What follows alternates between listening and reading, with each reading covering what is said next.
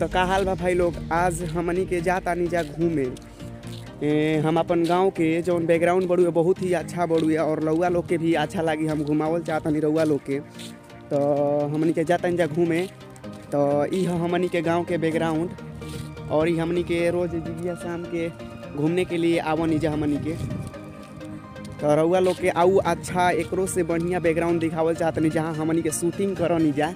तो ऐसे ही रुकल रही, थोड़ा उजिया आके दिखा रहल बानी भाई लोग। फाइनली हमनी के आ गइल बानी जा हमनी के जंगल की तरफ। तो हमनी के जौन जंगल बड़ुए बहुत ही खूबसूरत बड़ुए। रउआ लोग के पहले सबसे पहले तो ई जंगल के बारे में बता सकतानी कि एकरा हमनी के जौन जंगल के नाम बड़ुए मुजवान, जो कि हमनी के बूढ़ बुजुर्ग लोग नाम ध के गइल रहन।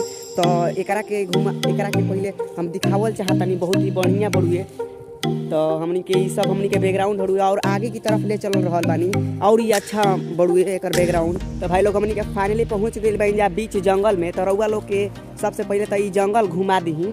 तो आज हमनी के KGF चैप्टर 2 के हमनी के शूटिंग बड़ुए। तब सबसे पहले अपन हमनी के जौन जंगल बड़ुए दिखा सकतानी एकर ना। तो भाई लोग सबसे पहले तो हमनी के बैकग्राउंड घूम ली जा।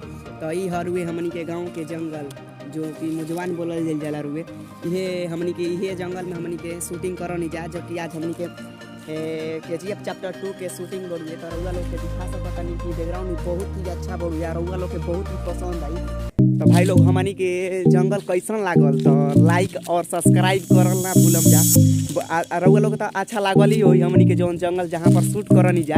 तो अगला वीडियो में हमनी के दिखाई जा अपन गाँव के नज़ारा।